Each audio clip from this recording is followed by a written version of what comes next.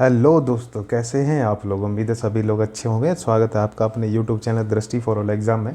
जैसा कि आपको पता है कि हम यूपी पीसीएस आर ओ यार ओ यहाँ तक कि यूपीएससी को लेके आगे बढ़ रहे हैं और हमने अपना जो दूसरा सब्जेक्ट शुरू किया था वो पर्यावरण को लेके बात कर रहे हैं हम। तो पर्यावरण और पारिस्थितिकी में हमारा जो आज का क्लास है वो चौथे नंबर का है, 4th क्लास है। इससे पहले 3 क्लास हो चुकी हैं, तो आपने अगर वो नहीं देखी है तो देखिएगा, क्योंकि उससे में क्या है, चीज़ें आपको कॉन्सेप्ट के साथ बताई गई हैं।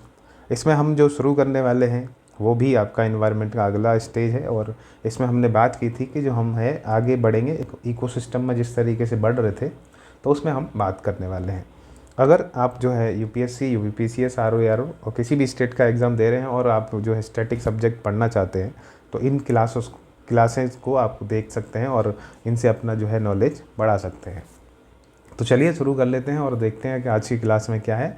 और ये क्लासेस आपके लिए बहुत इंटरेस्टेड होने वाली हैं, तो अगर आपने चैनल को सब्सक्राइब नहीं किया है तो कर लीजिए, क्योंकि इसके बाद जो है आप ज्योग्राफ़ी भी क्लास चल रही हैं, उनमें मैपिंग की बात कर रहे हैं, हम लोग मैपिंग पढ़ाएंगे। इसके बाद पॉलिटी, हिस्ट्री आपके, इसके साथ ही और भी सब्जेक्ट जो आपके अगर जैसे साइंस हो गई, तो साइंस भी आपकी शुरू कराई जाएगी और बढ़िया से आपको साइंस की तैयारी कराई जाएगी। तो इसीलिए आप इस चैनल को सब्सक्राइब करके रखिए, जिससे क्या होगा कि आपको टाइम टू टाइम नोटिफिकेशन मिलता रहेगा। तो चलिए शुरू कर लेते हैं और आज की क्लास में क्या पढ़ना है उसके बारे में बात करेंगे। आप कल हमने क्या क्या पढ़ा था उसके बारे में थोड़ा सा चर्चा करेंगे, तो सारी चीज़ें आज समझने वाले हैं। और देख लिया कि कल की यानी पिछली क्लासेस में आप पढ़ेंगे तो आप समझ में आएगा कि क्या क्या पढ़ना था और हमने क्या पढ़ा है।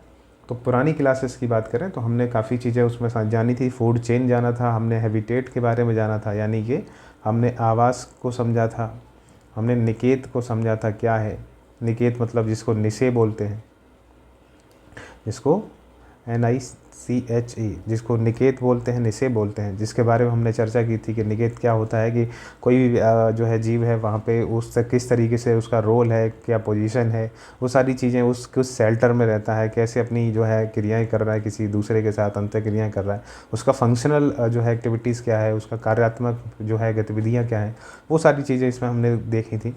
फिर हमने ट्रॉपिक लेवल जाना था, ट्रॉपिक लेवल जो समझा था, जिसको हमने पोषण स्तर बोला या पोषक स्तर बोला था, तो ट्रॉपिक लेवल समझा। हमने फूड चेन समझी, तो फूड चेन क्या होती है। फिर इसी में हमने बताया था कि फूड चेन वैसे देखने को मिलेगी आपको कि सिंगल लाइन की तरह होती है, रेखी होती है, लेकिन वो रेखी नहीं होती है, जिसके बारे में हमने चर्चा की थी कि लेकिन वो फूड चेन के बाद हमने पढ़ा फूड वेब। तो फूड वेब के तरीके से फूड चेन होती है और बेसिकली क्या है, वो कई शाखाओं में बटी होती है। तो इसमें क्या होता है कि एक जीव, चाहे वो घास हो, चाहे वो एक कोई शाकाहारी हो, वो कई सारी जो है फूड चेन से कनेक्टेड होता है, इसीलिए उस सारी जो स्ट्रक्चर बनता है उसको फूड वेब बोलते हैं। तो उसके बारे में हमने चर्चा की थी, वो सारी चीज़ समझे थे। फिर हमने 10% एनर्जी का जो नियम समझा था कि किस तरीके से एनर्जी ट्रांसफ़र होती है, तो उसको हमने क्या बोला था, 10% ऊर्जा का नियम बोला था। तो ये भी मैंने आपको पढ़ाया हुआ है, ठीक है। तो ये पढ़ाया था, हमने बताया था कि अगर एक स्टेज का जीव जो है एक ट्रॉपिक लेवल से दूसरे ट्रॉपिक लेवल में जाते हैं, जैसे 1 TL से यानी ट्रॉपिक लेवल से 2 ट्रॉपिक लेवल में जाते हैं, तो किस तरीके से ऊर्जा का ट्रांसफ़र होता है। तो 10% ऊर्जा जो है ट्रांसफ़र होती है। यहाँ से 3rd ट्रॉपिक लेवल पे जाएंगे तो वहाँ से भी 10% ऊर्जा ट्रांसफ़र होगी। तो इसी को हम 10% का ऊर्जा का नियम बोलते हैं। तो ये आपको हमने बताया हुआ था। किसने दिया, तो आपको मैंने बताया कि लिंडमान ने दिया था ये, तो लिंडमान ने दिया था, ये भी हमने चर्चा की। तो इस तरीके से हमने अब तक पुरानी क्लासेस में जो बात की थी वो उसका हमने एक रिकैप देखा। और अब हम जो बात करने वाले हैं, जिसमें कल की क्लासेस में हमने बताया हुआ था कि हम आगे जो चैप्टर शुरू करेंगे या टॉपिक शुरू करेंगे सॉरी, तो वो आपका इकोलॉजिकल पिरामिड को लेके बात की जाएगी। तो इकोलॉजिकल पिरामिड हम जो है अब शुरू करने वाले हैं। तो अगर आप हेडिंग बनाना चाहें तो आप इस तरीके से इकोलॉजिकल पिरामिड ये डाल सकते हैं।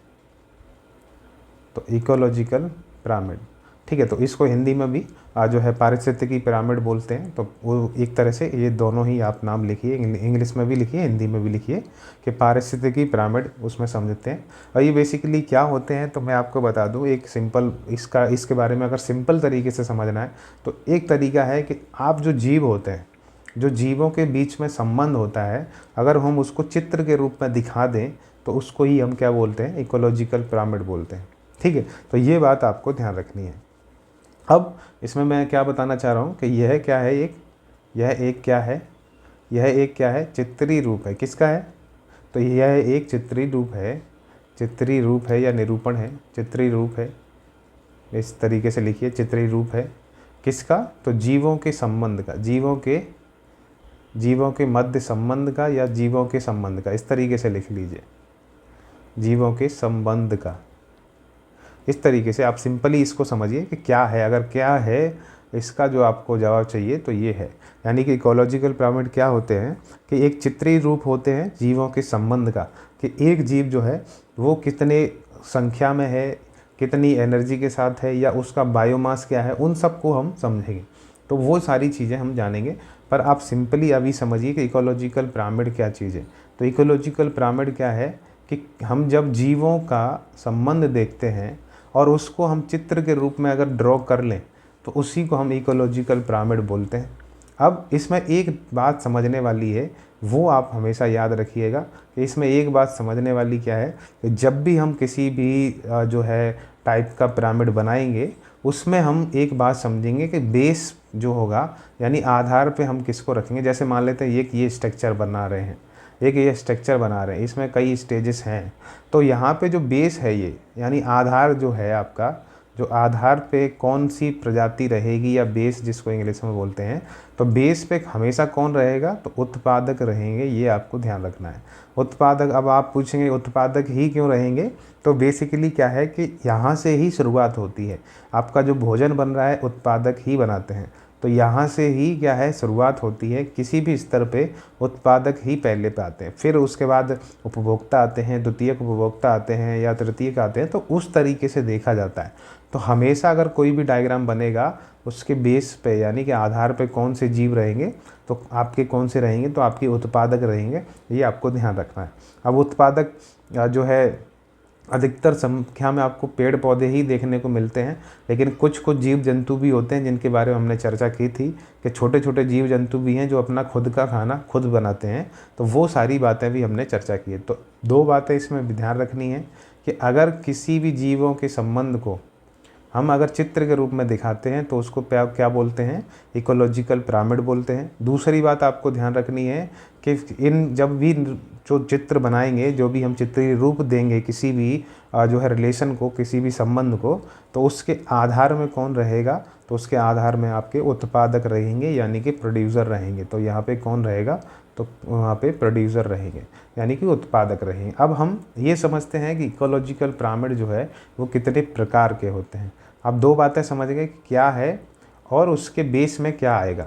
अब प्रकार से समझ जाएंगे कि कितने तरीके के चित्र जो है आप जो है पिरामिड के रूप में बना सकते हैं। जीवों के संबंध के जो है चित्रीय रूप में जो पिरामिड बनाएंगे वो कितने तरीके के हो सकते हैं। तो वो कितने तरीके के होंगे, पहला तो एक ऊर्जा का पिरामिड बनता है। जिस तरीके से हमने बात की थी कि जो ऊर्जा का ट्रांसफ़र होता है एक स्तर से दूसरे स्तर पे, वो उसको अगर अब हम जो चित्र से समझेंगे तो उसको क्या बोलते हैं, तो उसको ऊर्जा पिरामिड बोलते हैं। वहीं दूसरे की बात करें और दूसरा हम समझेंगे जो जनसंख्या होती है उसके हिसाब से देखेंगे कि किसकी जनसंख्या कितनी है और उसको चित्र के हिसाब से देखें तो उसको एक दूसरा पिरामिड बनाएंगे पॉपुलेशन का, तो हमारा ये हो जाएगा जनसंख्या का। तो इस तरीके से दूसरा पिरामिड बन सकता है दूसरे टाइप का। तीसरे टाइप के पिरामिड क्या हो सकते हैं, तो एक जो बायोमास की मैंने बात की थी कि किसी भी जीव का बायोमास कितना है, किस जो है स्टेज वाले जीवों का बायोमास ज़्यादा है, किसका कम है, उसके हिसाब से अगर देखा जाए तो एक जो जैव भार जिसको बोलते हैं, वो जैव भार को लेके भी हम जो है चित्र का निरूपण कर सकते हैं, पिरामिड को बना सकते हैं। तो तीन तरीके के पिरामिड आपको देखने को मिलते हैं, एक ऊर्जा पिरामिड, एक पॉपुलेशन का पिरामिड होता है और तीसरा जो होता है वो जैव भार पिरामिड होता है। तो इस तरीके से हम समझेंगे कि पहला हम शुरू कर लेते हैं कि पिरामिड क्या है। मेरे हिसाब से आपको ये समझ में आ गया होगा कि पिरामिड क्या है। पिरामिड क्या है, तो जीवों का जो चित्रीय रूप हम दिखाते हैं, जीवों के संबंध का चित्रीय रूप में अगर उसको ड्रॉ कर लें तो वही क्या होता है, जैसे ये हम चित्र के रूप में दिखा रहे हैं कि मान लेते हैं यहाँ पे उत्पादक हैं, जैसे मैंने बताया ये उत्पादक हैं। फिर यहाँ पे अगर दूसरा स्टेज दिखा दें तो यहाँ पे क्या होंगे, उपभोक्ता होंगे। और आपको पता है कि उत्पादक से उपभोक्ता हमेशा कम होते हैं, तो इस तरीके से पिरामिड बनेगा। फिर जो यहाँ पे द्वितीयक उपभोक्ता होंगे, ये प्राथमिक हो गए मान लेते हैं, और ये द्वितीयक हो गए। तो द्वितीयक हमेशा प्राथमिक से कम होते हैं और ऐसे ही तृतीयक होते हैं, तो ये तृतीयक और कम होते हैं। तो इस तरीके से एक चित्र बनता है, इसके बारे में हम अच्छे से चर्चा करेंगे। तो ये समझ के देखिए कि इस तरीके का जब चित्र बनाते हैं तो उसी को हम क्या नाम देते हैं, तो उसको पिरामिड का नाम देते हैं। उसके आधार में आपको हमेशा कौन रखना है, तो उत्पादक रखने हैं। प्रकार की बात की थी हमने, ऊर्जा पिरामिड, जनसंख्या पिरामिड और बायोमास पिरामिड यानी कि जैव भार पिरामिड को रखा हुआ था। तो अब इस तरीके से आप समझिए कि हम समझने वाले हैं कि ऊर्जा पिरामिड क्या होता है। तो ऊर्जा पिरामिड की बात कर लेते हैं, पहले वाले की हम बात कर लेते हैं कि ऊर्जा पिरामिड आपका क्या है। अब ऊर्जा पिरामिड समझ के देखिए कि मैंने आपको बताया कि जो एनर्जी ट्रांसफ़र होती है वो हमेशा 10% होती है, और ये किस तरीके से होती है, तो उत्पादक से और उपभोक्ताओं की तरफ जाती है। जैसे कल के चित्र में हमने एग्जाम्पल में समझा था कि जैसे घास है, एक एग्जाम्पल लेते हैं और फिर उसके हिसाब से चित्र बनाएंगे, तो उससे आपको एक आइडिया लग जाएगा। जैसे घास है और फिर हमने मान लेते हैं खरगोश ने इसको घास को खाया, ठीक है, एक फूड चेन बना लेते हैं, उसके हिसाब से आपको समझाएंगे। खरगोश को सांप ने खा लिया और सांप को बाज ने खा लिया, ठीक है। इस तरीके का एक चेन दिखती है आपको। मान लेते हैं कि घास जो है आपकी, उसके पास जो है 1000 किलो कैलोरी ऊर्जा है, घास के पास 1000 किलो कैलोरी ऊर्जा है। अब यहाँ से नियम कहता है कि 10% ऊर्जा इसके पास जाएगी। अगर खरगोश घास को खा ले रहा है तो इसके पास 10% ऊर्जा जाएगी, यानी कि इसके पास 100 किलो कैलोरी ऊर्जा हो जाती है। फिर इसका 10% इस पे जाएगा तो इसके पास 10 किलो कैलोरी ऊर्जा हो जाएगी, और फिर 10% इसके पास जाएगी तो इसके पास कितनी ऊर्जा हो जाएगी, 1 किलो कैलोरी हो जाएगी। अब आप देख रहे हैं कि जैसे जैसे हम आगे बढ़ रहे हैं, जैसे जैसे आगे बढ़ रहे हैं, ऊर्जा के स्तर में देखने को कमी मिल रही है, ये आपको समझ में आ रहा होगा। तो हम अगर देखें कि सबसे ज़्यादा एनर्जी किसके पास है और हमारे उत्पादक कौन है, ऊर्जा के उत्पादक, तो हमारे घास हैं। तो मैंने आपको पहली बात बताई थी कि हमेशा उत्पादक को कहाँ रखना है, नीचे रखना है, यानी बेस पे रखना है, आधार पे रखना है। तो ये तो हो गई आपकी क्या, घास, ठीक है। तो ये हो गया आपके उत्पादक। यहाँ सबसे ज़्यादा इसके पास ऊर्जा थी, फिर उससे कम ऊर्जा। अब मान लेते हैं मैं एक इस तरीके से एक चित्र आपके लिए ड्रॉ करता हूँ, मैं इस तरीके से आपको समझा रहा हूँ कि एक हम लोग जो है इस तरीके से पिरामिड बना रहे हैं। अब ये मैं हटा ही देता हूँ, एक सेकेंड।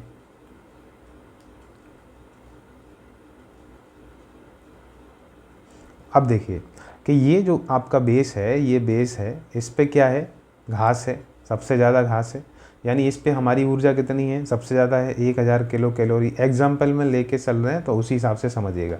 फिर इससे कम ऊर्जा आपको कहाँ पे मिली थी, उससे कम ऊर्जा आपको दूसरे स्टेज पे मिली है, यहाँ पे खरगोश है, ठीक है। तो ये खरगोश हो गया, यानी खरगोश यहाँ पे लिख लेते हैं, और इसके पास 100 किलो कैलोरी ऊर्जा है, ऊपर के हिसाब से समझे तो।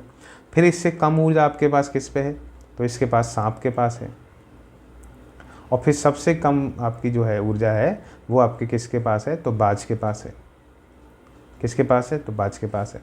यानी आप देख रहे हैं कि जैसे जैसे हम ऊपर बढ़ रहे हैं, जैसे जैसे एक उत्पादक से उपभोक्ताओं की तरफ जा रहे हैं, तो एनर्जी में क्या हो रहा है, यहाँ पे स्टेज बाय स्टेज कमी आ रही है।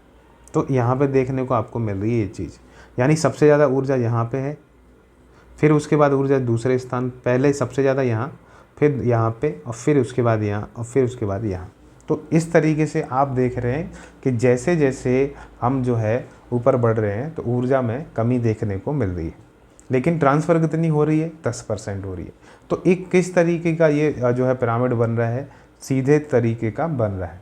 तो एक बात आपको मैं बता दूँ कि हमेशा इसमें आप इसके बारे में लिख लीजिए कि ऊर्जा जो पिरामिड होते हैं, ऊर्जा पिरामिड हमेशा कैसे बनते हैं, तो ऊर्जा पिरामिड हमेशा सीधे बनते हैं।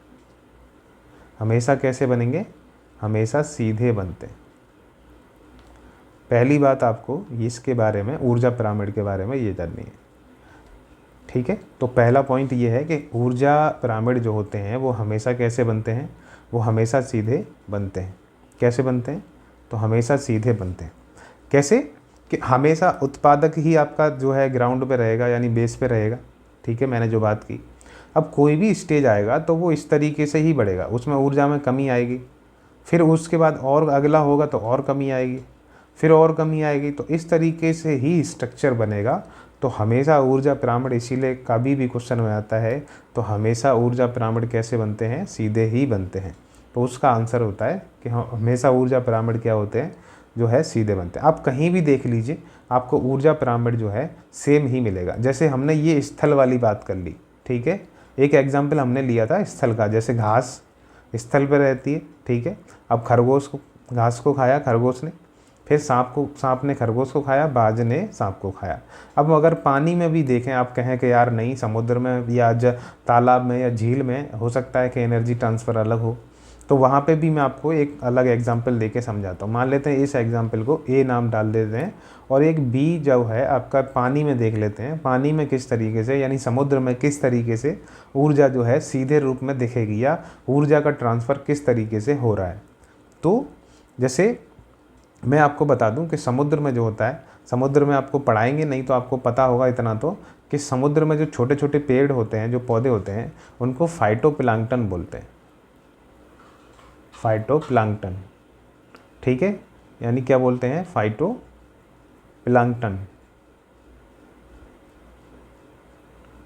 तो फाइटोप्लैंक्टन जो है, इसमें पेड़ होते हैं, ठीक है, छोटे छोटे होते हैं, वो पानी में तैरते रहते हैं समुद्र में। तो ये क्या होते हैं, उत्पादक होते हैं। ये जो है प्रकाश संश्लेषण क्या करते हैं, खाना बनाते हैं, अपना भोजन बनाते हैं। फिर इन्हीं फाइटोप्लैंक्टन को क्या है, छोटी मछलियाँ खाती हैं, छोटी मछलियाँ खाती हैं, ठीक है। तो ये बात आपको ध्यान रखनी है। दूसरी बात कि छोटी मछली किसको खा रही है, फाइटोप्लैंक्टन को, घास को खा रही हैं, यानी वो छोटे छोटे पेड़ पौधे हैं उनको खा रही हैं। फिर इन छोटी मछलियों को बड़ी मछलियाँ खाती हैं। इनको कौन खा रही है, तो बड़ी मछलियाँ खा रही हैं। और फिर इन बड़ी मछलियों को भी कौन खाता है, तो इनको भी शार्क मछलियाँ जो और बड़ी होती हैं, विशाल आकार की, वो खाती हैं। अब मान के चलिए कि प्रकाश संश्लेषण ने से क्या हुआ, प्रकाश संश्लेषण से फाइटोप्लैंक्टन ने 1000 किलो कैलोरी ऊर्जा बनाई, ठीक है, 1000 किलो कैलोरी ऊर्जा बनाई। अब जब दूसरी स्टेज, यानी कि ये जो छोटी मछलियाँ इसको खाएंगी, तो इस पर 10% का नियम लगेगा। तो 10% का लगेगा तो इनके पास कितनी ऊर्जा बचेगी, तो इनके पास भी 100 किलो कैलोरी ऊर्जा बचेगी, ठीक है। फिर इनके पास 10% का नियम लगेगा, और फिर इनके पास कितनी बचेगी, तो 10 किलो कैलोरी ऊर्जा बचेगी। ऐसे ही यहाँ पे भी 10% का नियम लगेगा, और फिर इनके पास भी कितनी बचेगी, तो 1 किलो कैलोरी ऊर्जा बचेगी। तो आप देख रहे हैं कि जिस तरीके से यहाँ पे सबसे नीचे कौन रखे जाते हैं, उत्पादक। तो उत्पादक का क्षेत्र बड़ा माना जाएगा क्योंकि उनकी ऊर्जा जो है ज़्यादा है, तो इनको उत्पादक जो हैं आपके, वो यहाँ रख लेते हैं। फिर जैसे 1000 के बाद सब 100 है तो कम हो रही है, तो फिर ये है कि अगला स्टेज और कम हो जाएगा, ठीक है। तो इस पे कौन सी आ गई, छोटी मछलियाँ आ गई, यहाँ पे छोटी मछली आ गई, यहाँ आप चाहें तो फाइटोप्लैंक्टन लिख सकते हैं, ठीक है। अब फिर से छोटी मछली के बाद बड़ी मछली, तो और छोटा हो जाएगा ये रूप। तो यहाँ पे कौन सी मछली आ जाएंगी, यहाँ पे बड़ी मछली आ जाएंगी, ठीक है, यहाँ बड़ी मछली आ गई। और फिर जो है आपकी शार्क मछली, जो और कम संख्या में होंगी, इनके पास और ऊर्जा कम होगी, तो जो है यहाँ पे कौन सी मछली होंगी, शार्क मछली होंगी।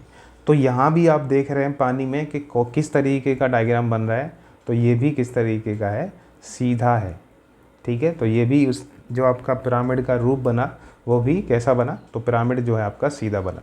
तो इस तरीके से आप समझ रहे हैं कि ऊर्जा पिरामिड कैसे होते हैं हमेशा, जो मैंने आपको लिखाया कि ऊर्जा पिरामिड हमेशा कैसे होंगे, सीधे होते हैं। ये पहली आपका पिरामिड ख़त्म हो जाता है। इसके बाद जो ऊर्जा के बाद हमारा जनसंख्या पिरामिड समझते हैं। तो जनसंख्या पिरामिड, या इसको संख्या पिरामिड भी बोलते हैं, तो संख्या पिरामिड या जनसंख्या पिरामिड जो भी आप चाहें लिखें, या पॉपुलेशन पिरामिड जो हमारा है,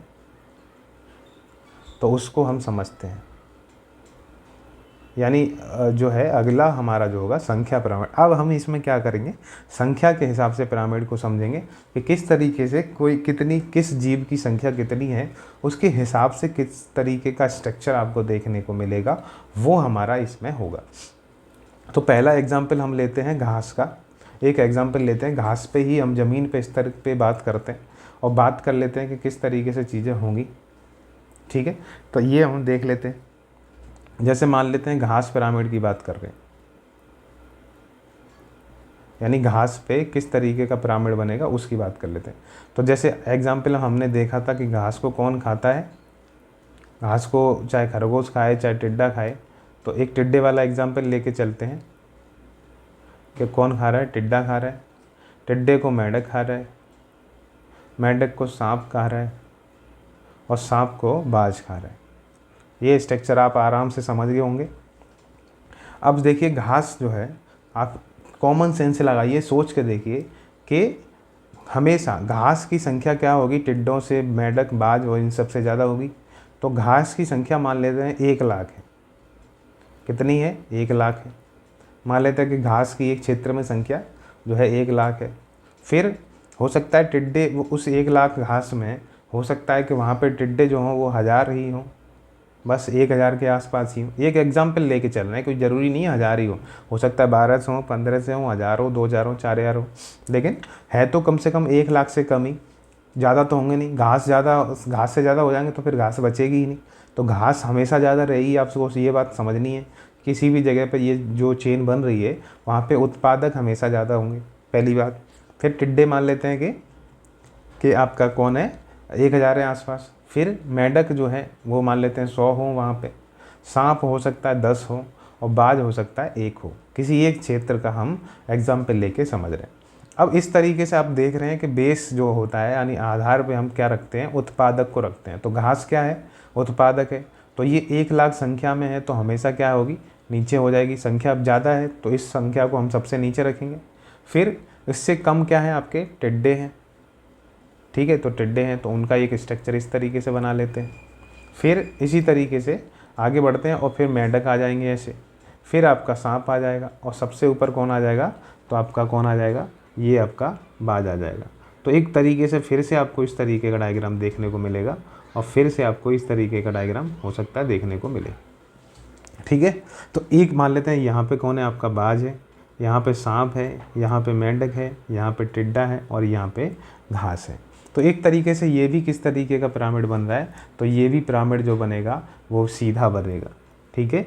ये भी कैसा बनेगा, तो सीधा पिरामिड आपको देखने को मिलता है। अब ये तो हमने घास वाला एग्जाम्पल ले लिया, तो आपको पता चला कि इसका जो है पिरामिड बन रहा है वो सीधा बन रहा है, क्योंकि इनकी संख्या घास की ज़्यादा है, इसकी 1,00,000 है, इसकी 1,000 है। तो इस तरीके से आप पिरामिड देख रहे हैं कि ये सीधा बन रहा है। यहाँ पे अगर हम एक दूसरा एग्जाम्पल लें और बी एग्जाम्पल को समझें और देखते हैं कि अगर एक पेड़ हो या एक वृक्ष हो, उसका एग्जाम्पल लेते हैं और फिर उसका पिरामिड समझते हैं, ठीक है। यानी एक पेड़ का पिरामिड अगर समझें, एक पेड़ का पिरामिड कैसा बनेगा, क्योंकि यहाँ पे पेड़ आपके लिए कैसा हो गया, उत्पादक है लेकिन संख्या क्या है, 1 है, ठीक है। तो मान लेते हैं कि एक एग्जाम्पल समझे कि एक वृक्ष है, सिंगल वृक्ष है, इसकी संख्या कितनी है, 1 है। अब इस वृक्ष पे हो सकता है चींटियाँ कितनी हो, कई सारी हो सकती हैं। तो चींटियाँ मान लेते हैं इस पे 1,000 चींटियाँ हैं, ठीक है, ऐसा मान के चलते हैं। फिर चींटियों को खाती हैं छिपकलियाँ, तो हो सकता है छिपकली इस पे कितनी हो सकता है इस पेड़ पे छिपकलियाँ कितनी हो, छिपकलियाँ मान लेते हैं इस पे 100 हो या 50 हो, जो भी आप मान लेते हैं और कम कर लेते हैं, 50 ही छिपकलियाँ हैं। फिर इस पे हो सकता है कि पक्षी की संख्या कितनी हो, तो पक्षी की संख्या देख लेते हैं, हो सकता है इस पे 5 ही पक्षी बैठे हों पेड़ पे। तो इस तरीके का एग्जाम्पल समझ के देखते हैं। तो आप ये अंदाज़ा लगाएंगे कि सबसे नीचे तो किसको रखना है, उत्पादक को रखना है। अब उत्पादक में हमारे पास एक ही वृक्ष है, जब वृक्ष एक ही है तो उसका जो है नीचे आपका बेस जो बनेगा, आधार जो बनेगा वो सिंगल बनेगा, यानी छोटा सा बनेगा। अब या तो और छोटा कर लें तो सिंगल ही है, तो एक पॉइंट मान के चलते हैं, ये वृक्ष का हो गया। फिर आपको मैंने दूसरा बताया कि ये जो हैं ये क्या हैं, चींटियाँ हैं, इनकी संख्या जो है 1,000 के बराबर है, तो इनका क्षेत्र जो है वो बड़ा दिखाया जाएगा। फिर छिपकलियाँ हो सकती हैं कम है, तो 50 इनको इस तरीके से दिखाएंगे। फिर पक्षी जो हैं और कम है तो इनको इस तरीके से दिखा सकते हैं, ठीक है। तो अब देखिए डायग्राम कैसा बन रहा है। तो डायग्राम कैसा बनेगा वो आप समझिए कि एक तो इस तरीके से बनेगा और फिर सीधा इस तरीके से आपको देखने को मिलता है कि आपका आधार जो है एक ही है, यहाँ पे एक ही वृक्ष है, लेकिन यहाँ पे 1,000 हैं, यहाँ पे आपकी 50 ही है और यहाँ पे आपके 5 ही हैं। तो इस तरीके से आप देख रहे हैं कि इस तरीके का पिरामिड बनेगा अगर एक वृक्ष है तब, ठीक है। तो इस तरीके से भी आप देख रहे हैं, लेकिन इसका स्ट्रक्चर आप नहीं बता सकते वो किस तरीके का है। लेकिन यहीं पे अभी इसी एग्जाम्पल को दूसरे तरीके से समझिए कि देखिए कि एक वृक्ष है, इसी एग्जाम्पल को एक दूसरे एंगल से समझते हैं। मान लेते हैं ये एक नंबर डाल देते हैं, इसको 2 नंबर डाल देते हैं। अब इसी वृक्ष को दूसरे एग्जाम्पल से समझिए कि मान लेते हैं एक वृक्ष है, इस पे पक्षी कितने बैठे हैं, इस पे पक्षी कितने हैं ये समझते हैं। तो पक्षी हो सकता है इस पे 100 बैठे हों, एक एग्जाम्पल ले रहे हैं, आप 10 भी बैठा सकते हैं।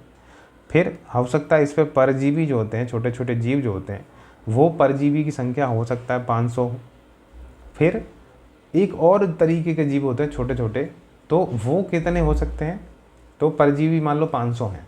फिर एक तरीके के होते हैं परजीवियों पर भी परजीवी होते हैं, ठीक है, तो इनको हाइपर पैरासाइट बोलते हैं, हाइपर पैरासाइट भी बोलते हैं, यानी परजीवियों पर भी परजीवी, यानी उन पे भी निर्भर, यानी परजीवी पर निर्भर जो रहते हैं, परजीवियों पर। देखो परजीवी क्या है, मैंने आपको पढ़ाया हुआ है कि परजीवी होते हैं कि वो किसी पे भी अपने भोजन के लिए निर्भर हों, ठीक है, तो किसी दूसरे पे निर्भर, जैसे भैंस के ऊपर छोटे छोटे कीड़े जो होते हैं वो निर्भर होते हैं, आपने देखा चिड़ियाँ जो खा रही हैं, या आप जो देखते हैं कि जो है कभी जो मछली जो तैरती हैं, बड़ी बड़ी मछलियाँ पानी में, उनके साथ छोटी छोटी जो हैं मछलियाँ उनके साथ लग के तैरती हैं, जिससे क्या होता है वहाँ पे उनको भी खाना मिलते रहता है और साथ में सहायता मिलती रहती है। तो कई सारे एग्जाम्पल हैं, उन पे हम बात करेंगे।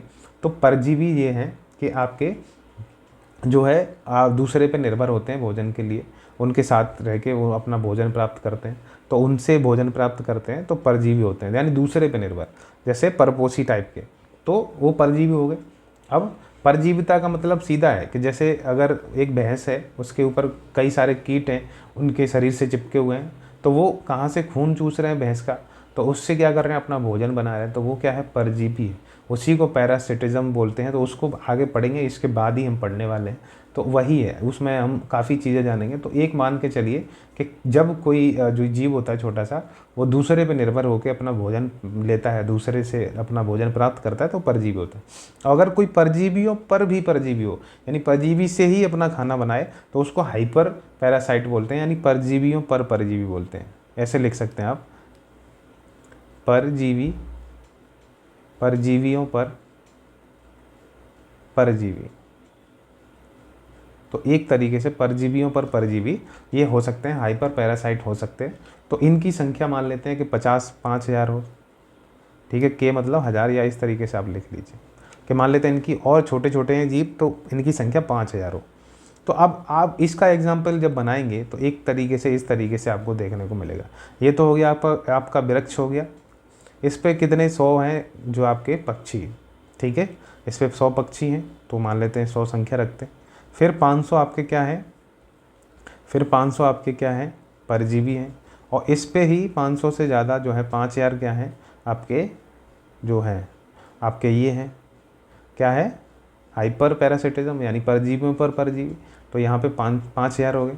तो आप अगर इस तरीके से अगर मिलान करते हैं और देखेंगे कि ये किस तरीके का स्ट्रक्चर बन रहा है, तो ये किस तरीके का बन रहा है, उल्टा बन रहा है, तो उल्टा स्ट्रक्चर बन रहा है। यानी ये क्या दिखा रहा है आपको, हो सकता है कि अगर एक पेड़ वाला हम जो है पिरामिड बनाएं, तो हो सकता है वो किस तरीके का बनेगा, उल्टा बनेगा। तो इस तरीके से आपको समझना है कि उल्टा पिरामिड बनेगा, ठीक है। एक वृक्ष का अगर वो देखें तो वो ज़्यादातर कैसा बनेगा आपका, उल्टा बनेगा, उल्टा बनेगा, ठीक है।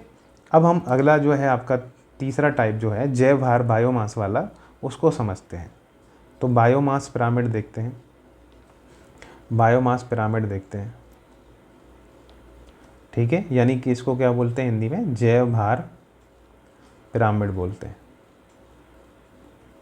तो ये जैव भार पिरामिड हुआ, इसको हम समझते हैं कि इसका क्या मतलब है। तो मैंने आपको बताया था पिछली क्लास में कि जैव भार का मतलब क्या होता है, जैव भार का मतलब क्या होता है। यानी अगर मैं इसको इस तरीके से भी लिखूं, जैसे बायोमास आप समझ लीजिए पहले, फिर क्योंकि कन्फ्यूज़न हो सकती है कि बायोमास है ही क्या, कि जब किसी जीव के अंदर, आप इस तरीके से समझिए कि किसी जीव के अंदर जब कार्बनिक पदार्थों की एक निश्चित मात्रा को देखा जाएगा, तो हम उसको क्या बोलेंगे, हम उसको बायोमास बोलते हैं। जैसे मैं अगर आपको लिख दूं कि ये मान के चलिए कि किसी निश्चित क्षेत्रफल पर किसी निश्चित, इस तरीके से आप लिख सकते हैं जिसकी परिभाषा हो जाएगी बायोमास की, किसी निश्चित क्षेत्रफल पर या किसी निश्चित क्षेत्रफल में, इस तरीके से लिखिए, किसी निश्चित क्षेत्रफल में एवं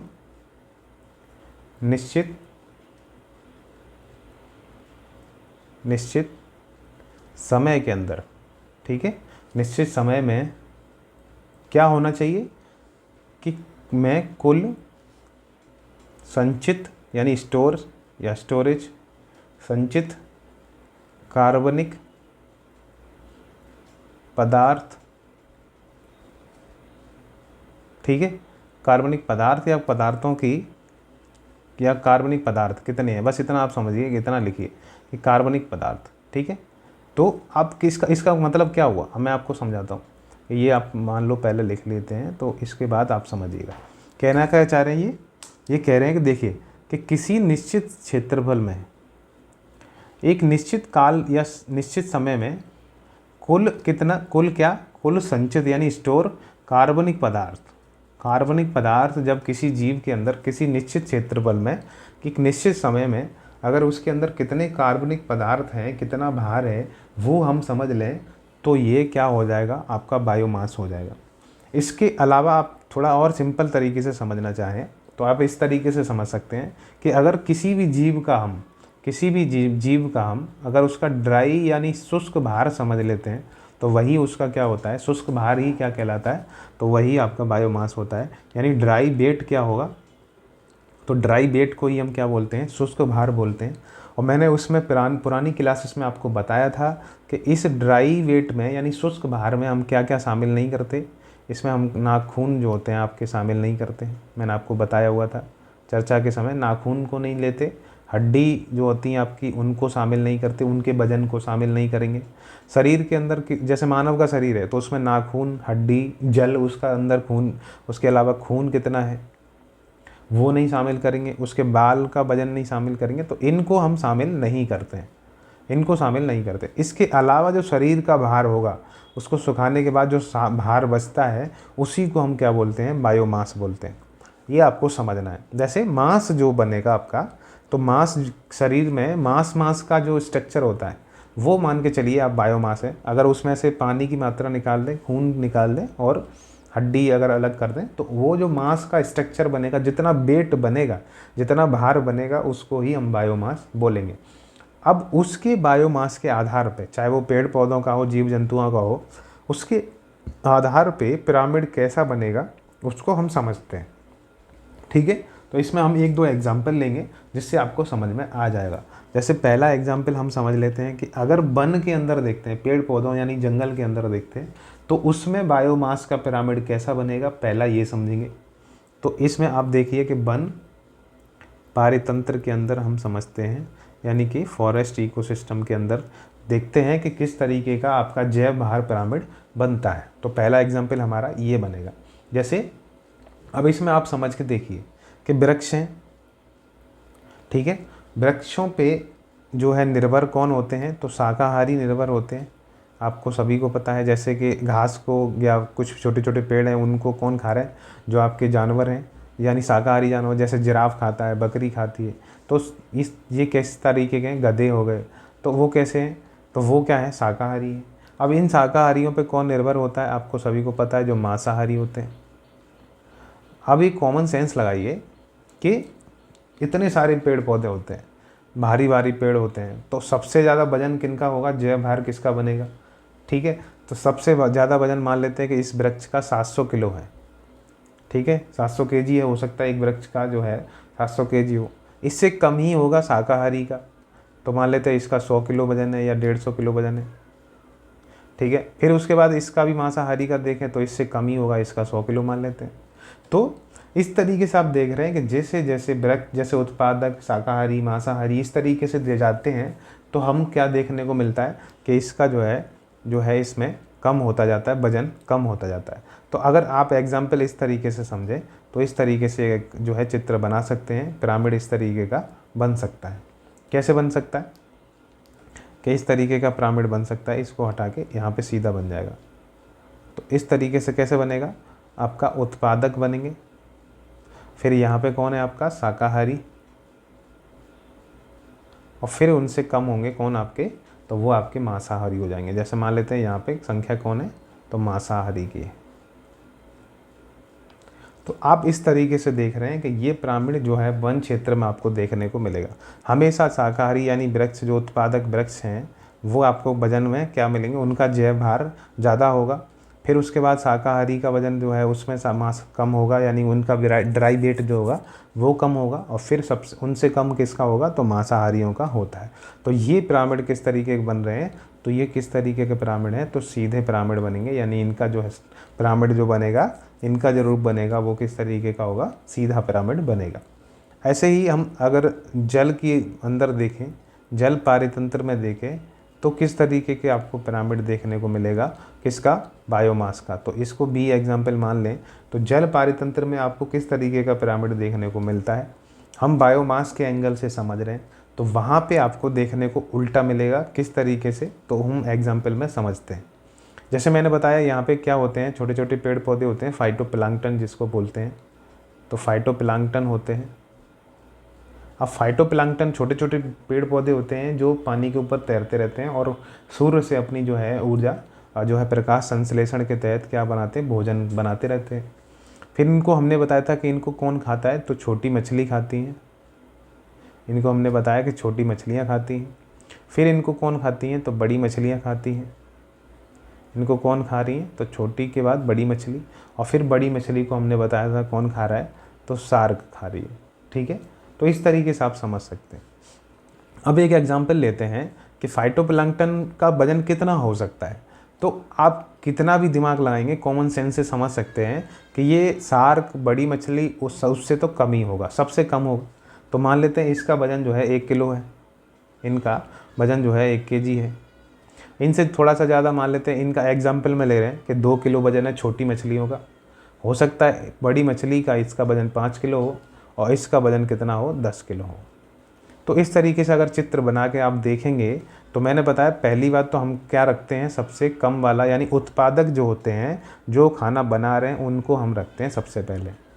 ठीक है, फिर उसके बाद हम रखते हैं जो दूसरे स्टेज वाले होते हैं, फिर हम रखते हैं तीसरे स्टेज वाले होते हैं, और फिर हम रखते हैं चौथे स्टेज वाले होते हैं।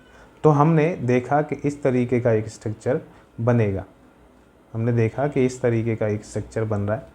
हमने देखा कि इस तरीके का एक स्ट्रक्चर बन रहा है। अब ये किस तरीके का स्ट्रक्चर दिखा रहा है मैं आपको बताता हूँ। यहाँ पे सबसे ज़्यादा कौन है, पहली बात तो यहाँ पे सबसे कम कौन है, कम पे किसको दिखाया जा रहा है, तो फाइटोप्लैंक्टन दिखाया जा रहा है। ठीक है, यहाँ पे क्या दिखाया जा रहा है, फाइटोप्लैंक्टन। फिर ये वाला स्टेज जो बनेगा, ठीक है, तो ये जो स्टेज है, या आप इसको बेस ही मान लीजिए, इसी तरीके से बनाइए। ठीक है, तो यहाँ पे आपका क्या है, यहाँ पे आपके फाइटोप्लैंक्टन है। ठीक है, फिर इसके बाद यहाँ पे क्या है, यहाँ पे छोटी मछलियाँ हैं, यहाँ पे छोटी मछली है, और यहाँ पे क्या है, बड़ी मछली है। तो इस तरीके से आप समझ सकते हैं कि जिस तरीके से हम स्टेज पे बढ़ेंगे, आगे बढ़ते जाते हैं, उत्पादक, फिर हमारे जो है छोटी मछलियाँ, बड़ी मछलियाँ, फिर शार्क। तो जिस तरीके से आगे बढ़ते जाएंगे जो है पोषण स्तर पे, तो आपको देखने को मिलेगा कि वहाँ पे जो है जीवों का आकार बड़ा हो रहा है, उनका वजन ज़्यादा हो रहा है। तो पानी के अंदर क्या है, जो आपका पिरामिड बन रहा है वो किस तरीके का बन रहा है, तो उल्टा पिरामिड बन रहा है। ये आपको ध्यान रखना है, उल्टा पिरामिड बन रहा है, क्योंकि फाइटो जो प्लैंक्टन है, पेड़ पौधे, छोटे छोटे पेड़ पौधे जो है पानी पे तैरते हैं, अपना प्रकाश संश्लेषण से खाना बनाते हैं, लेकिन उनका वजन जो होता है वो बहुत कम होता है। तो बड़ी मछलियों के कंपैरिजन में उनका वजन नामात्र के बराबर होता है। तो इस तरीके से उनका वजन के हिसाब से हम इस पिरामिड को बना रहे हैं। जैसे कि मैंने बताया कि बायोमास के एंगल से हम बना रहे हैं, और बायोमास में मैंने सारी चीज़ें बताई हैं कि क्या होता है। तो उसमें कार्बनिक पदार्थ कितने हैं, स्टोर कितने हैं, उसके एंगल से हम समझते हैं। और उस एंगल से हम समझें तो फाइटोप्लैंक्टन जो होते हैं वो सबसे हल्के होते हैं। फिर इनको खा के छोटी मछलियाँ जो हैं वो जो है खाती हैं इन्हें, और फिर जो है उनका वज़न देखें तो बड़ी मछलियों के कंपैरिजन में उनका वज़न कम होता है। फिर बड़ी मछली के कंपैरिजन में शार्क का देखें तो शार्क मछली बहुत बड़ी होती हैं, उनका वजन देखें तो बड़ी मछलियों के कंपैरिजन में बहुत ज़्यादा होता है। तो बहुत ज़्यादा होता है तो उनके लिए डायग्राम बड़ा बनेगा, उनका जो है एरो जो बनेगा वो ज़्यादा बड़ा बनेगा। तो उनका देखा जाए तो बड़ा बनेगा। तो इस हिसाब से अगर एंगल से डायग्राम बनेगा, जब पिरामिड बनेगा, तो आपको ये एक बात समझ में आएगी कि इस पिरामिड को हम किस तरीके का देख पा रहे हैं। तो उल्टा पिरामिड बन रहा है, जहाँ पे सबसे कम भार किसका है, फाइटोप्लैंक्टन का, फिर उससे थोड़ा सा ज़्यादा किसका भार है, छोटी मछलियों का, उससे ज़्यादा किसका है, बड़ी मछलियों का, और सबसे ज़्यादा किसका है, तो शार्क मछलियों का पिरामिड देखने को मिला। और फिर ये किस तरीके का है, तो उल्टा पिरामिड बन रहा है। तो आशा है कि तुम्हें ये चीज़ें आपको समझ में आ गई होंगी। और जो है आगे हम जो पढ़ने वाले हैं, तो उस तरीके से ये चीज़ें आप समझ गए, उसी तरीके से हम आगे बढ़ेंगे। और इसमें हम समझेंगे अब जो इम्पोर्टेंट टॉपिक शुरू होने वाला है वो आपका और इम्पोर्टेंट है। इससे आपको जो है इन्वायरमेंट की बेसिक चीज़ समझ में आएगी। बेसिक का मतलब वो किस तरीके से डेवलपमेंट होता है, किस जगह पे किसी जीव का, किसी प्रजाति का विकास किस तरीके से होता है, उस तरीके की चीज़ों के बारे में हम बात करेंगे। तो अब जो बात करने वाले हैं वो आपके लिए इम्पोर्टेंट होता है। तो इसको समझ जाते हैं, फिर हम अगली बात कल से शुरू करेंगे, इनके रिलेशन को लेके बात करेंगे। तो अभी का जो टॉपिक चल रहा है वो पारिस्थितिकी अनुक्रमणता पढ़ेंगे हम। क्या पढ़ने वाले हैं, तो पारिस्थितिकी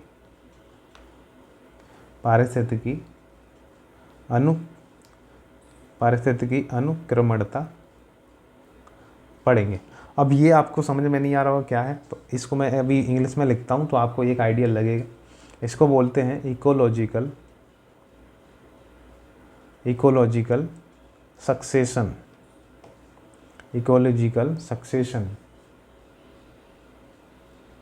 तो ये क्या है, अनुक्रमणता क्या है, सक्सेशन क्या है, इकोलॉजिकल सक्सेशन क्या है।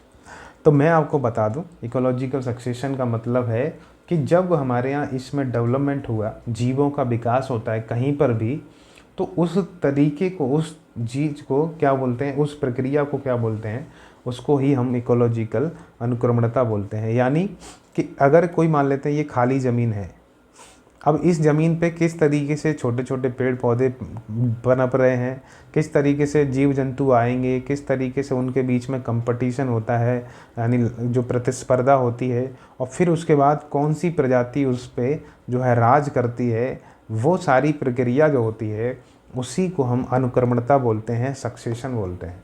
तो ये प्रक्रिया होती है। अब इस प्रक्रिया को किसने दिया, क्या हुआ, वो हम बात कर लेते हैं। तो सबसे पहले इस शब्द को, जो सक्सेशन शब्द है यानी पारिस्थितिकी अनुक्रमणता शब्द है, उस शब्द का सबसे पहले जो प्रयोग किया था वो एक हल्ट नामक के वैज्ञानिक थे, जिन्होंने इस शब्द का सबसे पहले प्रयोग किया। ठीक है, तो एक बात आपको ध्यान रखनी है, तो शब्द का प्रयोग किया हल्ट नामक वैज्ञानिक ने। फिर उसके बाद जो संकल्पना, इसकी जो संकल्पना आई थी पारिस्थितिकी अनुक्रमणिता की, वो लेके आए दो सदस्य थे। उन सदस्यों के बारे में आपको जानना चाहिए। वो सदस्यों ने इसको अच्छे से समझाया कि क्या होती है पारिस्थितिकी अनुक्रमणता, उन्होंने आपको समझाया। तो पहले थे बार्मिंग और दूसरे थे क्लीमेंट्स।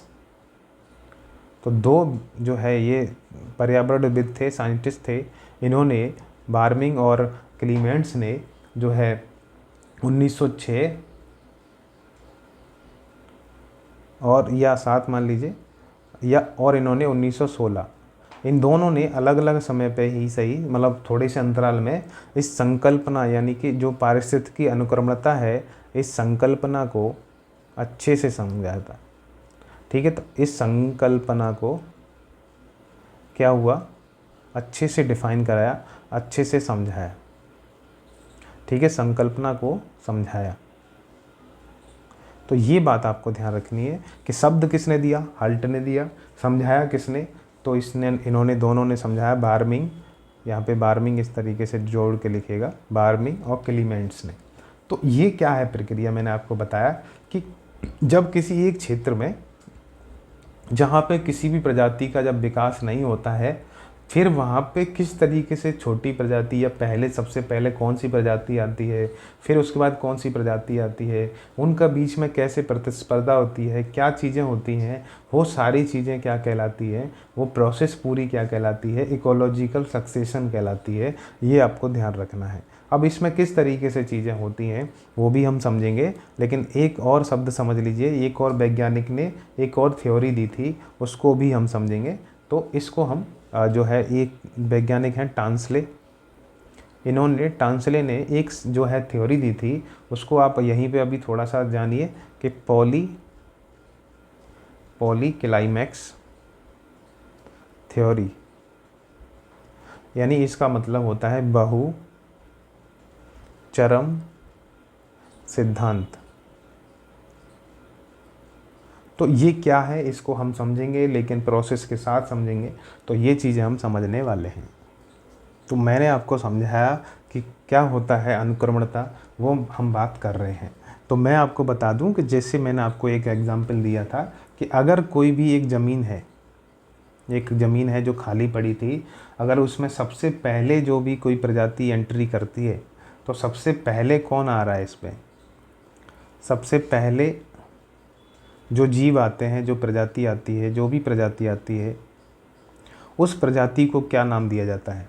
तो ये सारी पूरी कहानी किस चीज़ की है कि हमारे जो धरती है, पृथ्वी है, तो इस तरीके से समझ के देखिए, या कोई इकोसिस्टम है, कोई भी पारतंत्र है, अगर वो पहले खाली था, ज़मीन थी, तो उस पर किस तरीके से प्रजातियों का विकास हुआ, पेड़ पौधे, जीव जंतु किस तरीके से आए, और फिर वहाँ पे किस प्रजाति ने वर्चस्व बनाया, वो सारी जो है वो पूरी कहानी क्या कहलाती है? इकोलॉजिकल सक्सेशन कहलाती है, पारिस्थितिकी अनुक्रमणता कहलाती है।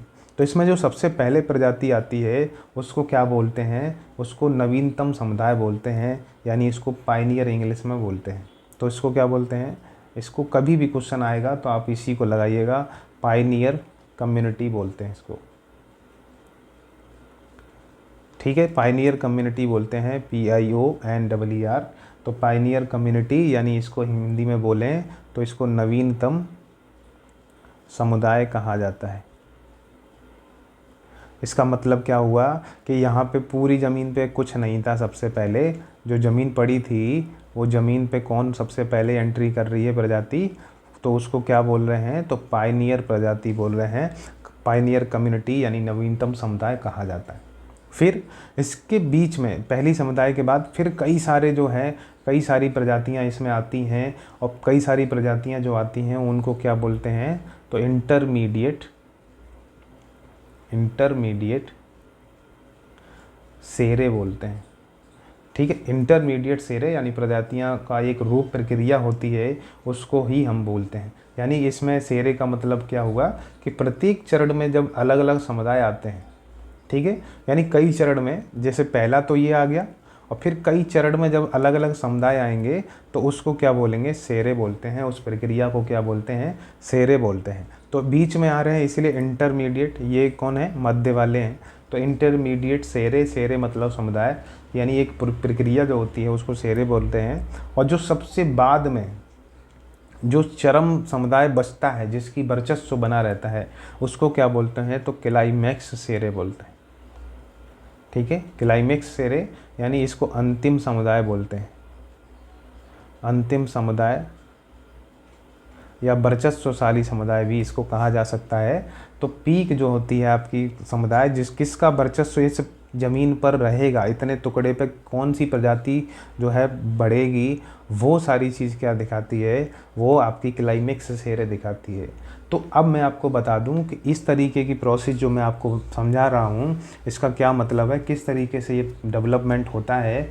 तो मैं आपको बता दूं कि जब पर्यावरण में परिवर्तन होता है, पहले आप बेसिक समझिए इसके साथ ही, इसको समझने से पहले, कि जब पर्यावरण में परिवर्तन होता है, तो पर्यावरण में परिवर्तन होता है तो वो किस तरीके से हो सकता है? पर्यावरण में परिवर्तन दो तरीके से हमें देखने को मिलता है। एक तो मानवीय कारण से देखने को मिल सकता है, और एक प्राकृतिक कारणों से हमको पर्यावरण में परिवर्तन देखने को मिल सकता है। तो प्राकृतिक और मानवीय कारण होते हैं। मानवीय कारण कौन से हो सकते हैं? जैसे कुछ एग्जाम्पल मैं आपको बताऊं कि जैसे कृषि भूमि को बनाते हैं जब, तो पेड़ पौधों को काट के फिर हम उसको जोतते हैं, फिर उस पर कृषि करते हैं, तो हम क्या कर रहे हैं? पर्यावरण में परिवर्तन कर रहे हैं। अगर हम जंगल में आग लगा दें, जंगल में आग लगा देते हैं, तो हम क्या कर रहे हैं? मानवीय परिवर्तन के जरिए पर्यावरण में परिवर्तन कर रहे हैं। हम जंगल काट दें जंगल को काटना भी क्या है, उसको में परिवर्तन करना है, पर्यावरण में परिवर्तन करना है। तो कुछ एग्जाम्पल हम आपको समझा रहे हैं कि मानवीय तरीके से किस तरीके से परिवर्तन आप देख सकते हैं। प्राकृतिक तरीके से किस तरीके के परिवर्तन देखे जाते हैं, तो जैसे ज्वालामुखी उद्गार हो गया, तो ज्वालामुखी उद्गार से भी जो है गैसेस निकलती हैं, धुआं निकलते हैं। तो कई तरीके के इसमें चरित्रिक चीज़ें होती हैं, गैसेस निकलती हैं, तो उससे भी क्या होता है, पर्यावरण में परिवर्तन आता है। अगर वन में खुद ही आग लग जाए तो उसको वनाग्नि बोलते हैं, और वनाग्नि से भी क्या है, जंगल जल जाते हैं, ख़त्म हो जाते हैं। तो इसको भी क्या है, प्राकृतिक परिवर्तन कहा जाता है। भूस्खलन जब हो जाता है, पहाड़ों पे आपने देखा होगा, भूस्खलन जब होता है तो उससे भी पर्यावरण में परिवर्तन यानी कि किसी भी एंगल पे देखा जाता है। तो पर्यावरण में परिवर्तन के कई कारण होते हैं। उसके बाद जो है, जो ज़मीन बचती है, जो जगह बनती है, उस पे किसी न किसी प्रजाति का विकास होता है। तो वो किस तरीके से होता है, वो क्या कहलाता है, तो हमने बात की कि वो अनुक्रमणता होती है, और अनुक्रमणता कई चरणों में होती है। पहली बात मैंने बताया। अब हम यहाँ से बात अपनी शुरू कर रहे हैं कि अनुक्रमणता क्या है, अनुक्रमणता क्या है, सक्सेशन क्या है, इसको हम समझते हैं। तो हमने बात की थी कि यहाँ पे क्या है कि जो प्रजातियाँ आती हैं, जो डेवलपमेंट होता है, वो प्रोसेस क्या होती है, वो प्रक्रिया क्या होती है, उसी को ये नाम दिया जाता है। तो मैंने बात की कि ये कई चरणों में होती है। तो इसके चरण क्या होते हैं, कई चरण होते हैं। पहली बात तो ये लिखिए कि कई चरण होते हैं, ठीक है। अब ये कई चरण होते हैं, तो कई चरण होते हैं, तो कई चरणों में कई सारी प्रजातियाँ आती हैं। तो प्रत्येक चरण में, अब कई चरण होते हैं, तो अब इसमें जो मैं आपको बता रहा हूँ कि प्रत्येक चरण में जो आते हैं, हम उसी को बात कर रहे हैं जो पहले हम समझा चुके हैं, उसी पे हम बात कर रहे हैं जो पहले बात हमारी हो चुकी है। तो कई चरण होते हैं, पहली बात। और प्रत्येक चरण में, यानी प्रत्येक चरण में क्या होता है, अलग अलग समुदाय आते हैं, ठीक है, अलग अलग समुदाय आते हैं। जैसे मैंने बात की थी कि पहले सबसे पहले कौन सा आया, तो पायनियर आया, फिर उसके बीच में आए तो उनको इंटरमीडिएट बोला, फिर जो अंतिम में बचता है उसको क्लाइमेक्स बोल रहे हैं। तो आप देख रहे हैं कि कई चरण हो रहे हैं, तो प्रत्येक चरण में अलग अलग समुदाय क्या आ रहे हैं, आते हैं, अलग अलग समुदाय आते हैं। और इन सबको क्या बोलेंगे, तो ये अलग अलग जो समुदाय आ रहे हैं, इस प्रक्रिया को क्या बोलते हैं, इस प्रक्रिया को, या इन जो अलग अलग समुदाय आ रहे हैं उनको क्या बोलते हैं, सेरे बोलते हैं। इनको क्या बोलते हैं, सेरे, या कई बार हिंदी में आपको सीयर भी देखने को मिलेगा। तो ये भी आपको ध्यान रखना है, ये दोनों बात एक ही है। तो सीयर या सेरे बोलते हैं। इस प्रक्रिया को क्या बोलते हैं, जब प्रत्येक चरण में अलग अलग समुदाय आते हैं, इसको क्या बोलते हैं, सेरे बोलते हैं। ये क्वेश्चन कई बार कुछ पूछा गया, चाहे यूपीएससी हो, चाहे यूपीपीसीएस हो, चाहे आरओ हो, तो इन सब एग्जाम में ये क्वेश्चन पूछा गया। तो अब ये सक्सेशन की प्रोसेस होती क्या है, अनुक्रमणता आपने समझी कि चरण में होती है, और प्रत्येक चरण में जो आते हैं जीव जंतु समुदाय आते हैं उनको हम सेरे बोलते हैं। तो जो इसके प्रकार की बात करें, अगर कितने प्रकार का अनुक्रमणता होती है, सक्सेशन होता है, तो उसकी हम बात करें। लेकिन इससे पहले एक समझ लीजिए कि किसी भी जगह पे जो है सक्सेशन यानी अनुक्रमणता होने का जो कंडीशन होनी चाहिए वो क्या होनी चाहिए, यानी सक्सेशन होने की क्या कंडीशन होनी चाहिए, वो भी आपको समझनी चाहिए। तो ये एक दो पॉइंट में आप समझ लीजिए कि अगर किसी भी जगह पे जो जीवों का विकास हो रहा है, समुदाय आ रहे हैं, समुदाय का मतलब कम्युनिटीज़ जो आ रही हैं, वो किस तरीके से डेवलप होंगी, तो वो किस पे डिपेंड करेंगी, वो कंडीशन क्या होंगी, वो किस पे डिपेंड करेंगी, किस पे निर्भर होंगी, वो चीज़ आपको समझनी है। जैसे वहाँ की जलवायु कैसी है, अगर किसी क्षेत्र में कोई भी प्रजाति आएगी तो सबसे पहले वहाँ की जलवायु कैसी है ये भी तो पता होना चाहिए, या वहाँ की मृदा कैसी है, इसके जो है आपकी जलवायु कैसी है, मृदा कैसी है, इसके अलावा वहाँ पे उत्पादकता कैसी है, ठीक है। तो इन सब पे क्या होगा, उत्पादकता पे निर्भर करता है, ठीक है। उत्पादकता पे निर्भर करता है कि वहाँ पे अनुक्रमणता जो होगी यानी सक्सेशन होगा वो कैसा होगा, किस स्पीड में होगा, कैसे होगा। जैसे मान के चलिए कि उष्णकटिबंधीय क्षेत्र होते हैं, तो वहाँ पे जलवायु अच्छी है, पानी वर्षा सब मृदा उसकी ठीक है, तो वहाँ पे क्या होता है कि जो है पेड़ पौधे जीव जंतुओं का विकास होता है उससे भी। और अगर आप देखें तो उनकी उत्पादकता थोड़ी कम होती है, लेकिन आप जो है कर्क रेखा के आसपास के क्षेत्रों में देखेंगे तो वहाँ पे उत्पादकता ज़्यादा देखने को मिलती है।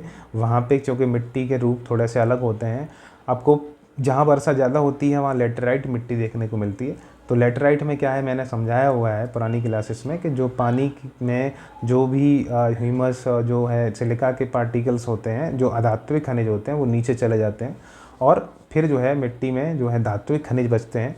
तो वो मिट्टी जो होती है लेटराइट मिट्टी, वो ज़्यादा जो है आपकी उर्वरक नहीं मानी जाती, यानी कि पेड़ पौधों के लिए जहाँ डेवलपमेंट धीमे धीमे होता है। तो इस एंगल से आप समझ के देखिए कि वहाँ से भी ज़्यादा जल्दी कौन से पेड़ बढ़ेंगे। तो आपको जो है कर्क रेखा के आसपास के क्षेत्र देखने को मिलते हैं, वहाँ पे अलग प्रकार की जो मिट्टी होती है जिनमें अधात्विक खनिज ज़्यादा होते हैं, तो वहाँ पे आपको उत्पादकता ज़्यादा देखने को मिलेगी। तो किसी भी जगह पे अगर अनुक्रमण हो रहा है, सक्सेशन हो रहा है, जहाँ पे प्रजातियाँ आ रही हैं, डेवलपमेंट कर रही हैं, अपना विकास कर रही हैं, तो किस तरीके से होगा, तो वहाँ पे जलवायु निर्भर करेगी, मृदा पे डिपेंड करेगा, तो वहाँ की उत्पादकता कैसी है उस पर डिपेंड करता है।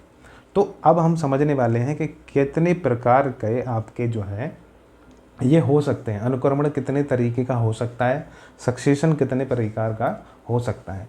तो इसको हम दो तरीके से समझ सकते हैं। ये आपको दो तरीके के देखने को मिलते हैं। सक्सेशन यानी अनुक्रमणता आपको कितने तरीके की देखने को मिलेगी, तो दो तरीके की। एक होगी प्राथमिक तरीके की, एक प्राथमिक सक्सेशन देखने को मिलेगा, ठीक है, यानी कि अनुक्रमणता देखने को मिलेगी, और दूसरी होती है द्वितीयक। अब ये समझने वाली बात है कि प्राथमिक क्या है और द्वितीयक क्या है। द्वितीयक क्या है, प्राथमिक क्या है। प्राथमिक वो जगह होती हैं, वो क्षेत्र होते हैं जहाँ पे पहले कभी जीवन नहीं था। आपको ये बात समझनी है, पहले कभी जीवन नहीं था, अब जाके वहाँ पे पहली बार जीवन संभव हो रहा है। तो वो जगह क्या कहलाती है, तो प्राथमिक जो है सक्सेशन अनुक्रमणता कहलाती है। तो वो आपको समझना है कि अगर अनुक्रमण जो हो रहा है, जो सक्सेशन, जो समुदाय की एंट्री हो रही है, वहाँ पे पहले कुछ नहीं था, वहाँ पे किसी जीव का विकास ही नहीं था, वहाँ पे पहली बार अगर ऐसा हो रहा है, तो वो आपका कौन सा अनुक्रमण होगा, तो वो प्राथमिक अनुक्रमणता होगी।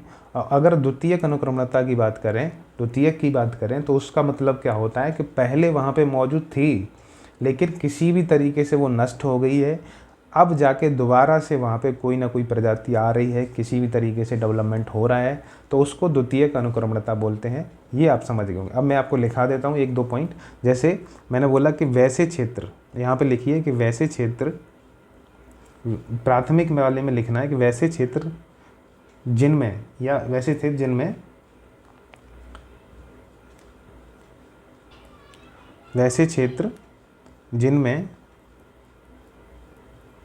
या जिनमें ना लिख के आप ये लिखिए, वैसे क्षेत्र, वैसे क्षेत्र में जो अनुक्रमण हो रहा है, वैसे क्षेत्र में अनुक्रमण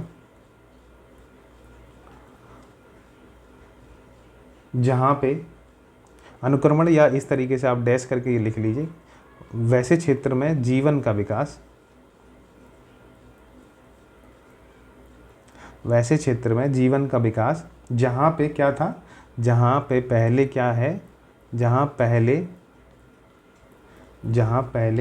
क्या नहीं था, कभी जीवन नहीं था, कभी जीवन नहीं था। तो मैंने आपको पहली बात समझाई थी, प्राथमिक अनुक्रमण या प्राथमिक सक्सेशन क्या है, प्राइमरी सक्सेशन क्या कहलाता है।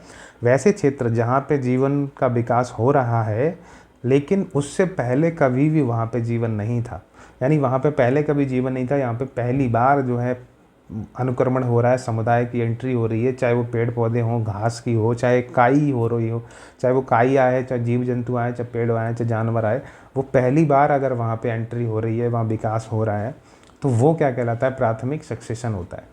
वहीं पे द्वितीयक वाले में आपको क्या लिखना है, तो इसमें आपको लिखना है पहले एक क्षेत्र, इसमें आप लिखिए कि पहले एक क्षेत्र मौजूद था। मैंने बोला कि पहले एक क्षेत्र मौजूद था, लेकिन वो किसी भी तरीके से नष्ट हो गया, ठीक है। मैंने आपको बोला कि पहले एक क्षेत्र मौजूद था, लेकिन क्या हुआ कि अब वो, लेकिन अब वो किसी भी कारण से, ठीक है, लेकिन अब वो किसी भी कारण से क्या हो गया है, नष्ट हो गया है, तो अब दोनों चीज़ समझिए कि यहाँ पे पहले से कुछ था नहीं, तो ये कोरा जगह है, कोरी जगह है, यहाँ पे कोई भी पेड़ पौधे जीव जंतु आपको नहीं देखने को मिलेंगे। तो यहाँ पे जब किसी भी प्रजाति की एंट्री होगी, तो यहाँ पे जब किसी भी प्रजाति की एंट्री होगी तो वही आपका क्या होगा, वही प्राथमिक सक्सेशन कहलाता है। लेकिन यहाँ पे आप द्वितीयक वाले में क्या देखेंगे, पहले यहाँ पे थी चीज़ें, लेकिन ये क्या हुआ, किसी भी कारण से ख़त्म हो गई और फिर से ये क्या हो गया, एक कोरी जगह हो गई। अब कहेंगे कैसे ख़त्म हो गई, तो मान लेते हैं कि यहाँ पे ज्वालामुखी आ गई और ज्वालामुखी से सब बर्बाद हो गया, सब ख़त्म हो गया। तो ज्वालामुखी के आने से ये पूरी ज़मीन जो है, ज्वालामुखी की जो राख निकली, मैग्मा या लावा निकला था, तो लावा से क्या हुआ, ये पूरा जो है क्षेत्र जो है जो है उस पर लावा बिछ गया। तो यहाँ की पहले जो जीव जंतु थे, जो भी पेड़ पौधे जीव जंतु थे, वो ख़त्म हो गए सब। अब नए सिरे से यहाँ पे एक ज़मीन आई हुई है, ज़मीन नई बन गई है। अब यहाँ पे जो भी एंट्री होगी, जो भी विकास होगा, जो भी जीवों का विकास होगा, उसको क्या बोलेंगे, द्वितीयक सक्सेशन कहा जाता है। तो इस तरीके से आप समझ रहे होंगे कि यहाँ पे क्या है कि किसी भी तरीके से एक जो है ज़मीन थी जिस पे पहले कभी जीवन नहीं था। अब जो है वहाँ पे प्रजातियों का डेवलपमेंट होता है, प्रजातियों का जब विकास होगा तो उसको प्राथमिक सक्सेशन यानी अनुक्रमण बोलेंगे, अनुक्रमणता बोलते हैं। और अगर यहाँ पे पहले था लेकिन बर्बाद हो गया बाद में और फिर से नई ज़मीन बन गई है जिस पे नई प्रजातियों का जब एंट्री होती है, जब प्रवेश होता है, तो जब उसको प्रवेश होने की स्थिति को क्या बोलते हैं, तो द्वितीयक अनुक्रमणता बोलते हैं। अब ये कितने तरीके से होती है, कितने प्रकार की होती है, तो उसको हम जो है समझते हैं। तो इसके हम चरण समझते हैं। किसी भी एक जगह पे अनुक्रमणता हो रही है तो वो कितने चरणों में हो रही है। मैंने आपको बोला कि चरण कई चरणों में होती है और उनको क्या बोलते हैं, सेरे बोलते हैं। तो किस तरीके से होती है, कौन से चरण होते हैं, वो हम कुछ समझते हैं। तो पहला चरण आप इसमें लिखिए, पहला चरण लिखिए आपके, इसमें न्यूडेशन होता है। दोनों में लिखना है क्योंकि कई बार इंग्लिश और हिंदी इंग्लिश का ही हिंदी रूप लिख के दे देते हैं, तो इसी को आपको इस तरीके से भी लिखना है, न्यूडेशन। तो ये बात आपको समझनी है कि न्यूडेशन पहली प्रोसेस होती है, पहला चरण होता है न्यूडेशन। इसमें क्या होता है कि पहले जो नंगी जो ज़मीन पड़ी होती है, जो खाली ज़मीन पड़ी होती है, न्यूडेशन का मतलब न्यूड, अगर आप सब समझ रहे हो, न्यूड मतलब नंगा। और नंगी ज़मीन पर जब छोटे छोटे जो पेड़ पौधे, घास टाइप की, काई टाइप की जो है चीज़ें जब आती हैं, जब छोटे छोटे, जैसे आपने एग्जाम्पल में यहाँ पे क्या विकास होगा, तो यहाँ पे लाइकेन का विकास हो सकता है, जो छोटी छोटी घास या काई टाइप की होती हैं, या यहाँ पे आपको मॉस की जो घास होती है, जो काई होती है, वो देखने को मिलेगी। सबसे पहले एंट्री किसकी होगी, तो जो काई जम जाती है, आपने देखी होगी कि पानी कहीं भी थोड़ा सा भर जाता है तो वहाँ पे हरा हरा जो है आपको जो जगह देखने को लगती है, तो वही आपकी मॉस या लाइकेन, छोटे छोटे तरीके की चीज़ें देखने को मिलती हैं। अब यही लाइकेन और मॉस क्या करेंगे, इन्हीं के कारण क्या होगा, यहाँ पे सॉइल का फॉर्मेशन होता है। सॉइल निर्माण यानी मृदा निर्माण यहाँ पे शुरू हो जाता है। किसी भी नई जगह पे जो मृदा निर्माण होगा वो इन्हीं की वजह से क्या होगा, शुरू होगा। तो अब शुरू हो जाएगा तो दूसरी स्टेज आएगी। फिर दूसरी स्टेज में क्या होता है, इसको बोलते हैं इन्वेजन। क्या बोलते हैं, इन्वेजन बोलते हैं, और इसको हिंदी में आक्रमण कह सकते हैं। इसको क्या बोल सकते हैं, आक्रमण कह सकते हैं। आक्रमण से सीधा संबंध है, आप समझ रहे होंगे कि यहाँ पे क्या है, दूसरी प्रजातियाँ आती हैं और मृदा में उनके गुण के हिसाब से वहाँ पे रिप्रोडक्शन या रिप्रोडक्शनरी सिस्टम करती हैं, यानी वहाँ पे जीवों का विकास, वहाँ सीड का विकास होता है। ठीक है, तो मान लेते हैं कि ये जो पक्षी जा रहा था उसने एक जो है कोई भी सीड डाल दिया, कोई भी जो है बीज डाल के, और वो चला गया, या कोई भी जो है दूसरी प्रजाति आके उसमें एंट्री कर गई है, तो वो जो पहली प्रजाति एंट्री करेगी तो उसी को हम प्रजाति को क्या बोलेंगे, उसी को क्या बोलते हैं, तो उसी को हम क्या बोलते हैं, तो हमने बोला था पायनियर कम्युनिटी। या इस आप चरण समझिए, पूरी मैं आपको कहानी सुनाते जा रहा हूँ। वैसे तो मैंने पायनियर कम्युनिटी आपको समझा दी है। तो इस तरीके से पहली हमने समझी न्यूडेशन, वहाँ पे जो लाइकेन आए, मॉस आया, उसकी वजह से क्या हुआ, सॉइल फॉर्मेशन हुआ। इन्वेजन से क्या है, वहाँ पे कोई दूसरी प्रजाति आएगी, उससे क्या होगा कि जो है मृदा के गुण में परिवर्तन होगा। इसमें जो है मृदा है ये, इनके आने से सीड का जो है, यहाँ पे मान लेते हैं कोई एक जीव आया, कोई पक्षी आया, उसने कोई सीड का जो है डाल दिया और वहाँ पे कोई सीड का विकास हुआ। ठीक है, तो सीड का जो है विकास हुआ, इस मृदा में सीड का विकास हुआ। तो इस तरीके से मृदा के गुण के कारण मृदा का निर्माण हुआ, मृदा में परिवर्तन हुआ, और मृदा के परिवर्तन के कारण कोई मान लेते हैं जो है सीड यानी बीज का विकास हुआ, वहाँ पे पेड़ पौधे बनेंगे। तो इस तरीके से एक चीज़ शुरू होती है कि वहाँ पे छोटे छोटे पेड़ पौधों का विकास होने लगता है। फिर तीसरी प्रोसेस जो आती है उसको बोलते हैं एसिसिस या कॉलोनाइजेशन बोलते हैं। इसको एसिसिस या कॉलोनाइजेशन बोलते हैं, यानी कॉलोनाइजेशन, यानी इसको हिंदी में बोलते हैं उपनिवेशीकरण। ठीक है, यानी उपनिवेशीकरण, इसका क्या मतलब हुआ? कॉलोनाइजेशन यानी कॉलोनियाँ बनाने लगते हैं। तो जो जो पेड़ पौधे होंगे एक अपनी कॉलोनी बनाने लगते हैं, अपना जो है कॉलोनी यानी उपनिवेश बनाने लगते हैं। जिस तरीके से अंग्रेज़ भारत में आके उन्होंने अपनी कॉलोनी बनाई, अलग अलग देशों पे बनाई थी, तो इसी तरीके से वो अपना प्रजाति का विकास हो जाता है। जब यहाँ पे एंट्री शुरू हो जाती है तो एक कॉलोनी के रूप में, एक जो है समुदाय के रूप में, एक उपनिवेश के रूप में ये अपने आप को विकसित करने लगते हैं। तो इस तरीके से ये विकसित करने लगते हैं। और फिर जो चौथी स्टेज बनती है वो इसी तरीके की एग्रीगेशन जिसको बोलते हैं, इसमें एग्रीगेशन होता है। और इसमें क्या होता है, इसी में समूहन होने लगता है। इसको समूहन, एग्रीगेशन को क्या बोलते हैं? समूहन बोलते हैं। यानी यहाँ पे समूह बनने लगते हैं, एग्रीगेट होने लगते हैं, सब इकट्ठे होने लगते हैं। एक तरीके के समुदाय जो है वहाँ पे समूह में इकट्ठे होने लगते हैं। फिर अलग अलग तरीके के समुदाय यहाँ पे देखने को मिलेंगे। एग्रीगेशन समूह बने, कई सारे समूह बने, तो कई सारे जैसे मान लें इसी ज़मीन पे कई सारे समूह बन जाते हैं। और फिर इन समूह में क्या होता है, एक दूसरे में कंपटीशन होता है। तो अगली स्टेज जो बनेगी वो आपकी कंपटीशन बनेगी। अगली स्टेज होगी आपकी, तो आपकी क्या होगी? कंपटीशन होगी, यानी इसको हिंदी में प्रतिस्पर्धा बोलते हैं। तो अब इन सब कम्युनिटीज़ के जो समूह बने उनके बीच में क्या होगा? प्रतिस्पर्धा होगी, झगड़े होंगे, यानी वर्चस्व की लड़ाई होगी कि कौन यहाँ पे जीवित रहेगा।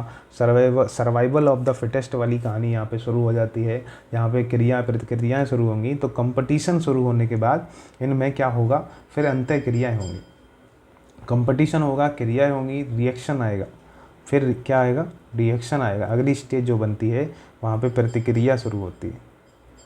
और फिर जो है कोई भी जो है समुदाय है कंपटीशन के बाद अपनी प्रतिक्रिया देता है, और प्रतिक्रिया के बाद वो किस तरीके से वहाँ पे विकसित होगा वो चीज़ दिखाता है। अगर वो प्रतिक्रिया देने के बाद सफल हो जाता है उसमें, तो फिर जो आखिरी स्टेज होती है वो स्टेबलाइज कर लेता है अपने आप को, वहाँ पे स्थापित हो जाता है। तो यही चीज़ क्या है, इसमें जो अगली लास्ट स्टेज है वो स्टेबलाइजेशन है। स्टेबलाइजेशन या स्टेब्लिशमेंट भी बोलते हैं इसको, तो वो आपको ध्यान रखना है। यानी इसको स्टेबलाइजेशन या स्टेब्लिशमेंट या स्थापन इसको हिंदी में बोलते हैं। यानी स्टेबल हो गया, वो स्टेबलाइज हो गया, यानी स्थापित हो गया। तो अब जो प्रजाति बनी, प्रतिस्पर्धा के बाद, रिएक्शन के बाद, अपनी जो है विकास करने के बाद जो प्रजाति बनेगी वो अपने आप को वहाँ के क्षेत्र पे फैला लेगी, वहाँ पे स्थापित हो जाएगी। तो ये चीज़ आपको समझनी है। और यहाँ पे जो भी प्रजाति बनेगी, जो स्थापित अपने आप को करेगी, उसको क्या बोलेंगे? हमने जो लास्ट में बोला था क्लाइमेक्स कम्युनिटी बोला जाता है। क्या बोलते हैं? क्लाइमेक्स कम्युनिटी इसको कहा जाता है। ये कौन सी है? तो अंतिम कम्युनिटी है, चरम कम्युनिटी है, चरम समुदाय है। इसी को क्या बोलते हैं? इसी को चरम समुदाय बोलते हैं। तो ये आपको बात समझनी है। चरम समुदाय जो बनता है इस तरीके से चीज़ें शुरू होती हैं। तो फिर से एक बार देख लेते हैं कि जैसे हमने कहा न्यूडिशन, वहाँ पे पहले कोई ज़मीन मतलब खाली पड़ी थी, वहाँ पे लाइकेन मॉस आए, तो उसकी वजह से क्या हुआ? सॉइल फॉर्मेशन हुआ, सॉइल में परिवर्तन आया। आक्रमण की वजह से क्या हुआ? वहाँ पे बीज जो है गिरने की वजह से रिप्रोडक्शन शुरू हुआ, रिप्रोडक्टिविटी शुरू हुई। और तो रिप्रोडक्शन की वजह से क्या हुआ? वहाँ पे जीवों का विकास, बीज का विकास हुआ। और वहाँ पे जो प्रजाति, पहली जो प्रजाति बनेगी, जो फर्स्ट प्रजाति बनेगी, उसको हमने क्या बोला था? पायनियर कम्युनिटी बोला था। पायनियर कम्युनिटी बोला था, यानी कि हमने क्या बोला था इसको? पायनियर, नवीनतम जो है समुदाय बोला था। तो पायनियर कम्युनिटी बनी। फिर हमने कहा कि इन्होंने उपनिवेश बनाए, फिर वो समूह में इकट्ठे हुए, कई सारी जो है प्रजातियों का विकास हुआ और फिर उन्होंने समूह बनाए, कॉलोनी बनाई, फिर समूह में इकट्ठे होकर कंपटीशन किया और कंपटीशन के बाद क्रिया प्रतिक्रिया होने के बाद जब वो चरम पे आए तो उन्होंने जो एक प्रजाति बची, क्लाइमेक्स प्रजाति जिसको बोला जाता है, उसने अपने आप को वहाँ पे वर्चस्वशाली बना लिया, उसी को हम चरम समुदाय बोल रहे हैं। तो इस तरीके से आप देख रहे हैं कि किसी भी एक जगह पे क्या है, वहाँ पे सक्सेशन कंप्लीट हो जाता है। इसी तरीके से चीज़ें प्रोसेस चलती रहती हैं। अब हम समझेंगे, जो आज की वीडियो हम इतना ही रखते हैं और कल जो हमारा चैप्टर शुरू होगा वो हमारा जैविक अंतःक्रियाएँ होंगी, जो जीवों के बीच में क्रियाएं होती हैं, जैविक अंतःक्रियाएं। तो ये क्लास आपके लिए बहुत इंपॉर्टेंट होने वाली है, क्योंकि यहाँ से क्वेश्चन ना आए ऐसा हो नहीं सकता। एनवायरनमेंट को क्वेश्चन आ रहा है, यहाँ से आपको क्वेश्चन मिलेगा ही मिलेगा। तो इसमें हम सारी चीज़ें जानेंगे कि बायोटेक इंटरेक्शन क्या होता है, ये चीज़ें हम कल समझेंगे। ये वाली हमारी हेडिंग रहेगी और हमारी जो अगली जो क्लास चलेगी बायोटिक इंटरेक्शन से चलेगी। किस तरीके के इंटरेक्शन होते हैं, किन किन के बीच में होंगे, सहकारी या सिम्बायोटिक या न्यूट्रल या म्यूचुअलिज्म या प्रोटो कोऑपरेशन या कम्युनलिज्म, इस तरीके के जो आपके कंपटीशन, परभक्षण जिसको बोलते हैं, या प्रेडेशन क्या होता है, परभक्षण जिसको, पैरासिटिज्म, परजीविता क्या है, इन सब के बारे में क्रियाएं हो रही हैं, ये वो अंतःक्रियाएं हैं, उनके बारे में बात होगी कल। तो अगर कल की क्लास आप मिस मत करिएगा, नहीं तो आपके कॉन्सेप्ट जो सबसे इम्पोर्टेंट हैं, जो आपके एग्ज़ाम में कई बार क्वेश्चन यहाँ से पूछते रहा है, वो आपका मिस हो जाएगा। तो अगर आपको ये अच्छी क्लास लगी हो तो आप अपने दोस्तों के पास शेयर कर दीजिए। अगर आपने चैनल को सब्सक्राइब नहीं किया तो कर लीजिए, जिससे क्या है हम आपके लिए थोड़ा सा और बेहतर चीज़ें कर पाएँ। मोटिवेशन हमको भी मिलता है कि अगर आप चीज़ें हमारे लिए करते हैं, थोड़ी सी हम आपके लिए जितनी मेहनत कर रहे हैं, थोड़ी सी आप हमें भी जो है सपोर्ट कीजिए। तो इससे क्या है कि हम और भी आपको बेहतर चीज़ें देंगे, कोशिश करेंगे कि और भी आपको बेहतर तरीके से समझा पाएँ। अगर आपको कोई भी कमी लग रही है, कहीं भी थोड़ी सी भी लगता है कि यहाँ पे थोड़ी सी कुछ चीज़ छूट गई है, कुछ आप समझाने में मुझसे गलती हो गई है बाई चांस, चूँकि ह्यूमन टेंडेंसी होती है कि कहीं ना कहीं थोड़ा बहुत गलती हो जाती है। तो अगर आपको लगता है कि कुछ चीज़ गलत है तो आप कमेंट कीजिए, जिससे हमको समझ में आए, हमको आइडिया लग के कि कुछ चीज़ें जो हैं हमको और सुधार करनी है, कहाँ पे गलती हुई उसको आगे हम सुधार सकें। तो आपके कमेंट भी हमारे लिए बहुत इंपॉर्टेंट है, तो वो भी करा करिए। तो चलिए, तब तक के लिए अपना ख्याल रखिए, पढ़ते रहिए और इस तरीके से हमारे जो चैनल को है सब्सक्राइब करते रहिए और सपोर्ट देते रहिए। धन्यवाद।